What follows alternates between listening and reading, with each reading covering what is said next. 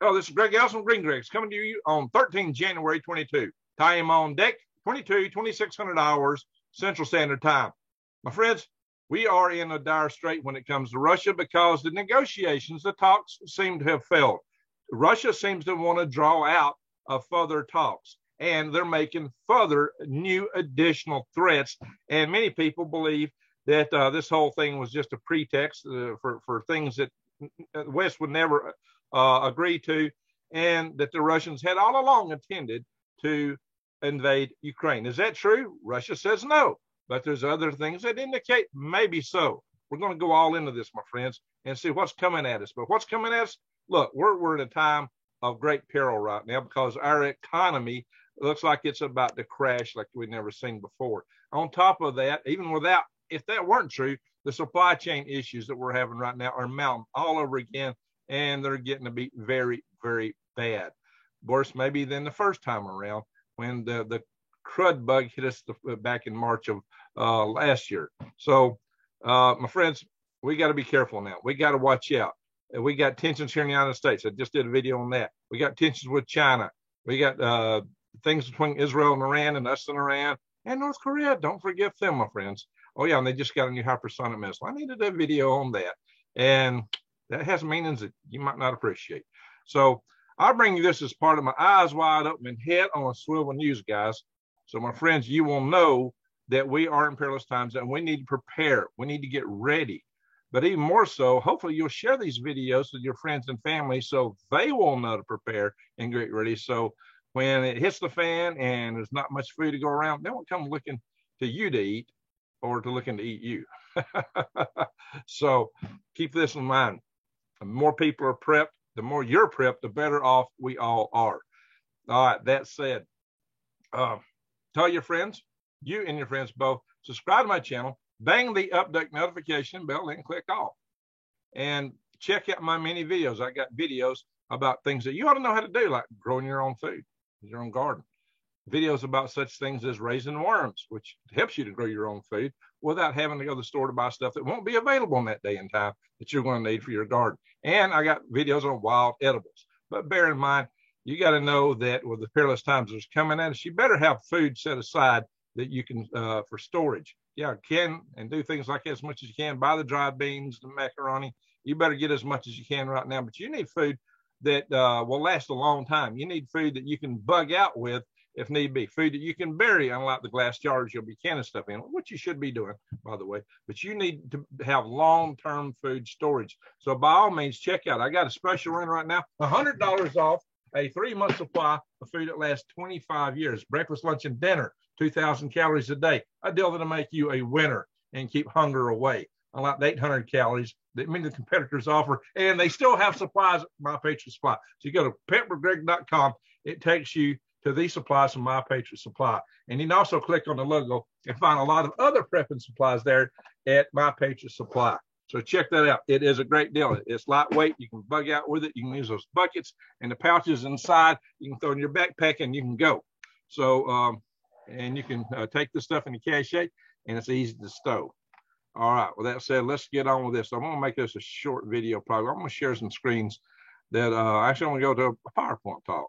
I'm having problems sharing a whole lot of websites on here because this computer that I'm using is very memory limited right now. I got to put it in the shop. Also, if I put this in presentation mode with the Zoom I'm running now, you're not going to see anything beyond the first chart. So forgive me for having all this stuff showing. And here, let's minimize that so you can see this a little better. So I don't have many charts today. So guess what? That means it's a short video that we're going to get away. All right. Talks fail. What does this mean? Oops. Didn't mean to realize I selected the picture there. Trying to change slides. Here we go. Here's what's happened. Russia says that its talks with NATO and its talks with the U.S. are unsuccessful, and Poland is warning of war. Poland.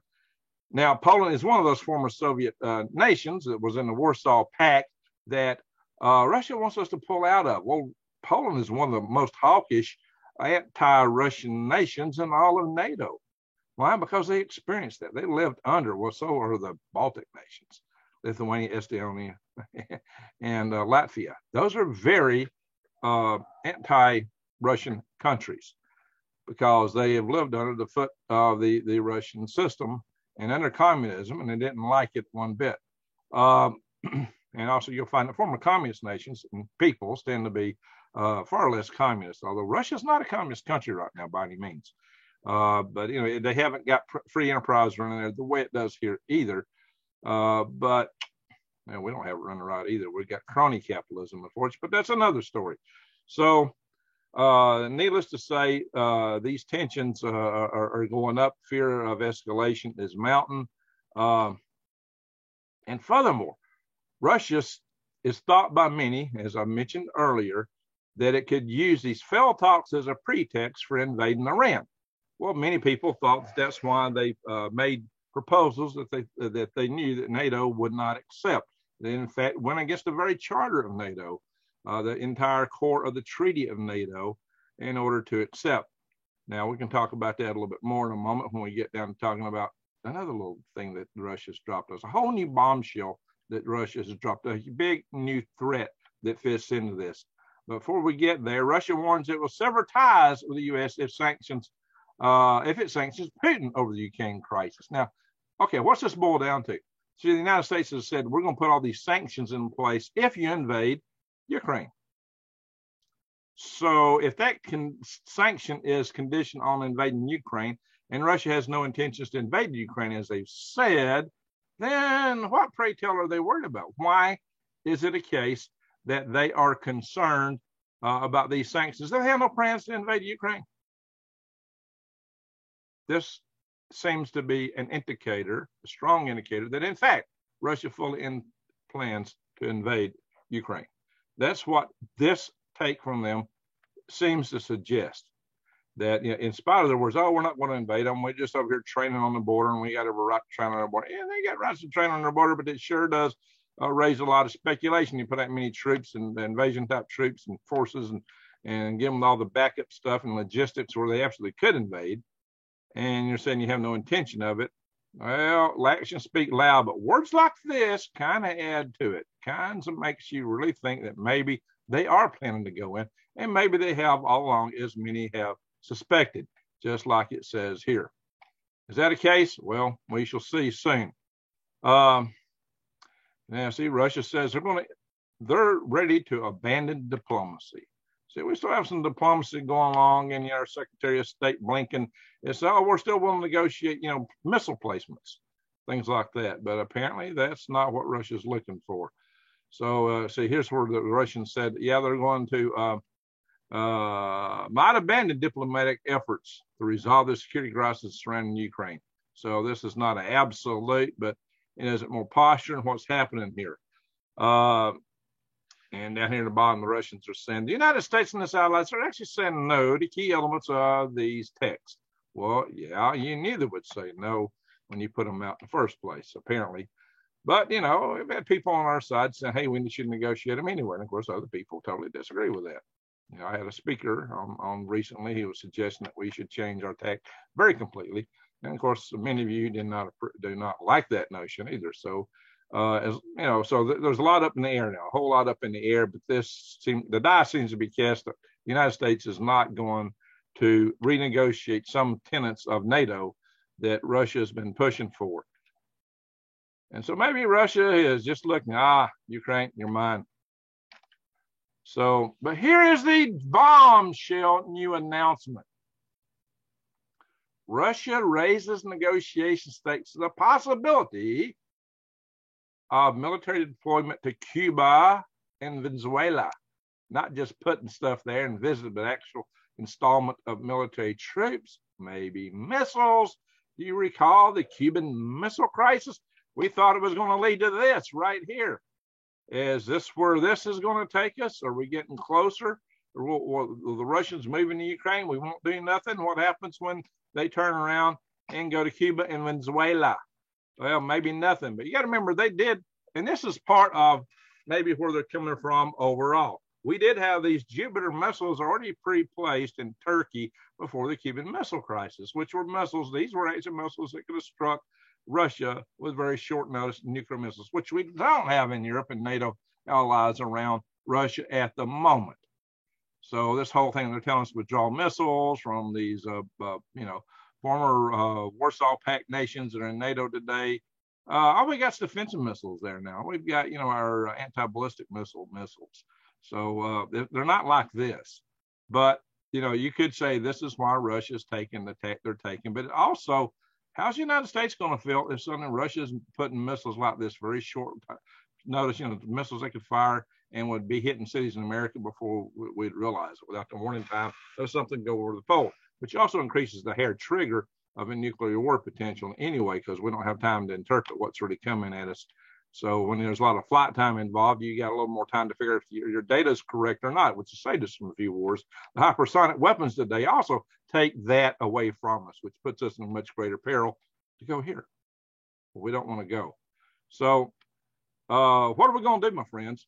What is going to happen? How's the United States going to react if they put missiles on our periphery, like Cuba and Venezuela? And we don't know. Some of us think that there's already missiles been moved to Venezuela by China, and especially Iran. We know Iran's sending stuff there. Are there any bang big devices that makes these kind of bright colored mushroom clouds? Do they have any of that going to Venezuela? Could it be off the shore of Venezuela? Could it be also ship containers that China's developing missiles that they can launch from off ships and already demonstrating this kind of stuff, as I suggested in the previous video? Could we be going there? What worries me is if the White House is facing this, if the present administration is facing this, do they have the gravitas of these guys to deal with it? What will they do? This is right here is President Kennedy. That's Robert McNamara there, I think. One of these two. It's kind of hard to see from this picture. But yeah, you can bet LBJ is somewhere around there. Is that LBJ over there? So does the United States cabinet, does the president, does the White House have the gravitas to deal with a situation like this, of this magnitude? Do we even have the stuff? Do we have the equipment? Do we have the backing? Are we so weak that we can't even negotiate? Where do we stand if Russia makes good on this threat? Would they make good on this threat? Is it further posturing? Where are we going, my friends? We are in great times of uncertainty. One place we don't want to go is here. That is clear, but it could come right here. Let's hope not. But this whole thing with the Ukraine, this whole thing with them talking about moving this stuff to Venezuela. Oh yeah, by the way, China is making huge inroads in the Caribbean right now with the Caribbean nations, guys. There's a lot to be concerned with right now. So, and again, as I've talked about before, China could use some adventurism like this as a kind of an escape for them to go after Taiwan, because we would be so preoccupied, especially if Russia's doing this on our Cuban border as suggested here. There's so many things that get us so tied up that we'd have a hard time paying attention to Taiwan, to North Korea, to Iran. What kind of mischief could happen in the world today? We used to be capable of fighting 2.5 wars globally. Now we'd be hard pressed to do one. So I did not advocate war. Let me stop this share. In no way do I advocate war, but I advocate the peace. And you have to sometimes be strong to have peace. Don't be the weak kid on the in the schoolyard. You're going to get beat up. You're going to get your candy stolen from you, your lunch money, and whatever else. Or you might just get beat up because some bigger kid thinks you look funny, or because they want bragging rights. Look, I beat him up. Some little kid. Now they do that, right? Ain't that weird? Anyway. They don't go after the bigger kids and try to beat them up usually. They don't do it so well. That's why the big guys, growing up, were always so, laughable and gentle and jolly. Nobody's going to mess with them. That's why. Nobody was going to mess with them because they knew they wouldn't go far. But yeah, they picked on the little guys. That's why a lot of little guys tend to be real feisty. That's their way of defending themselves. Well, if we're a little guy, we're not very feisty at the moment. So even if we don't have the capabilities that we used to have, we don't even have the feistiness to us. So we look weak, we sound weak. And then after the disastrous withdrawal from Afghanistan, everybody is picking us. if you remember the Carter administration, we had a weak administration. We gave up the Panama Canal and China moved in. We gave up, oh yeah, by the way, what happened? Iran took a bunch of hostages and they kept those hostages to some fearsome guy got sworn into office. And when Mr. Ronald Reagan was getting sworn in, they turned those hostages loose like a bunch of hot potatoes. They got rid of them as fast as they could because they didn't want to deal with Ronald Reagan. They didn't like the prospects of that at all. Is get these guys out of here. We don't. This president will do business with us.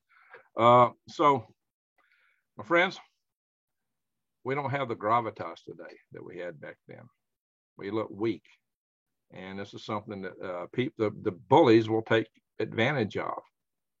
That they will lead to. Now, like I've said before, we could have negotiated with Russia a few years ago and probably not had all these things come to pass. That's what we had a failed opportunity. We blew it. We got more in common with Russia, and Russia has more in common with us than we do with China. And there's no reason that we ought to be at loggerheads with each other than a bunch of dunderheads in this country that botched it and blew it. And I've talked about that in the past, about the vulture capitalists that went in and picked their bones clean when the Soviet Union fell apart. And that's why Putin rose to power. And then the previous presidential candidate, Miss HRC, who was talking about putting a no-fly zone over Syria and shooting down Russian MiGs. That was batting crazy. And then you go further with other things that have been said, and the whole fact that the whole presidential election of the previous election was deemed to have been, Trump took office due to Russian collusion. Well, that was later disproved. But look at all the bad will that was sown in the meantime. And the whole time, Trump really never was free to negotiate with Russia, because if he did, it was just going to vindicate their whole case that's, what a bunch of hogwash. Well, all that little political power play may have put us at risk of World War III, just possibly.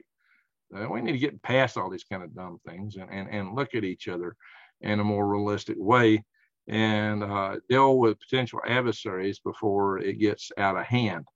We blew a lot of opportunity. It doesn't mean that we couldn't recover it, but it's going to take some real statesmen to be able to get back to that. Now, I don't see any real statesmen on the stage right now. I see the Keystone Cops bumbling around. So that's what I'm concerned about. We might make it through this, guys. It's not going to be easy. Luck may shine on our side, but there is prophecy. There's other things you better start thinking about, and you better think about these things, but you better prepare. You better really get ready, because this thing with Russia is serious. It's very dangerously serious. Putin may go into Ukraine. Putin may go to Cuba and Venezuela too to boot. What are we going to do? Are we going to do another naval blockade? With this administration, could we even blockade a doghouse on a desert island? I don't know. The gravitas just don't seem to be there. So that's why you need to care. Get ready, prepare, get your family prepared, get ready. I don't know how soon this stuff could roll, how soon it could happen. You could see China making a quick move on Taiwan as Russia moves into Ukraine, or right after.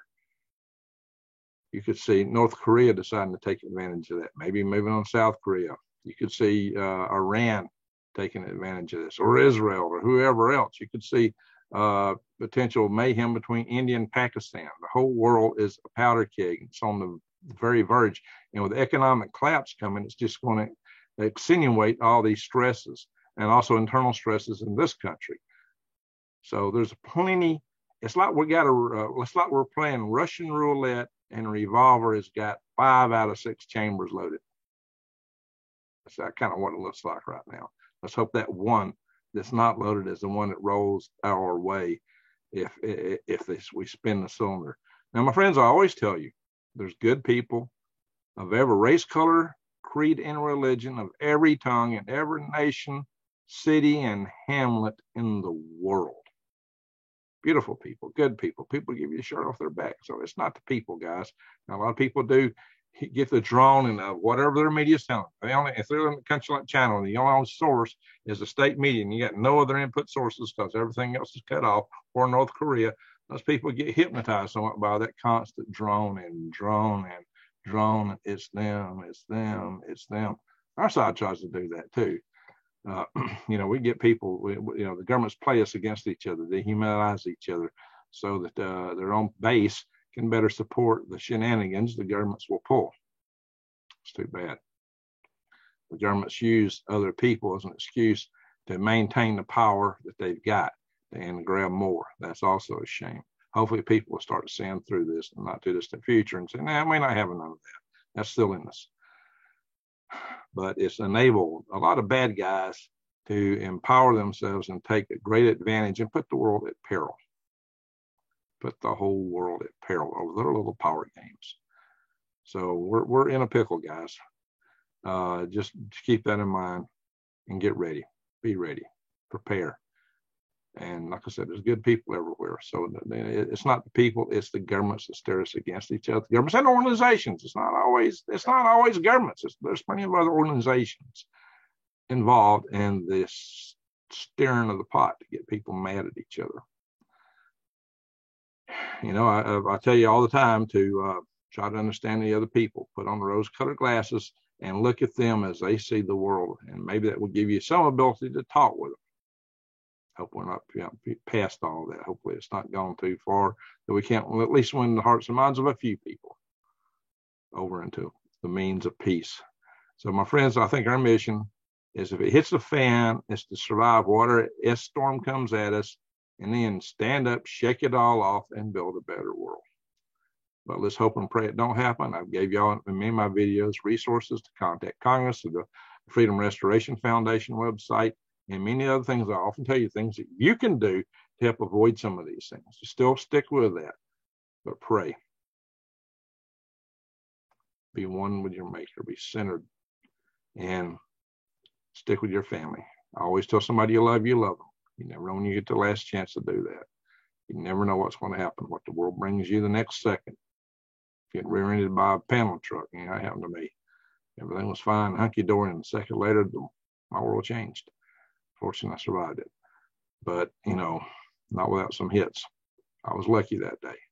You just never know when you won't be so lucky. And, all those things happen in a split second. A war could start that way, too. A mistake.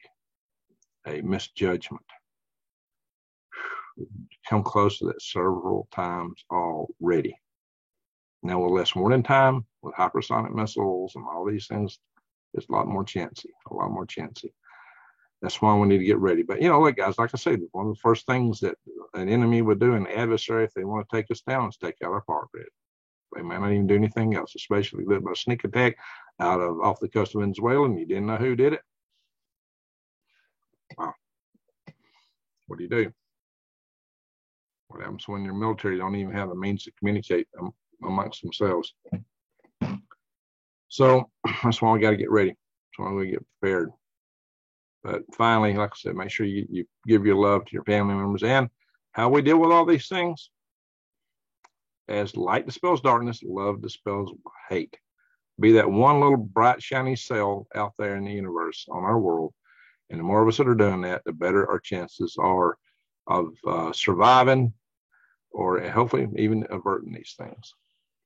So my friends, let's survive, thrive, and stay alive. Thank y'all for watching, and hope everybody has a great weekend, and we'll catch you later. Goodbye.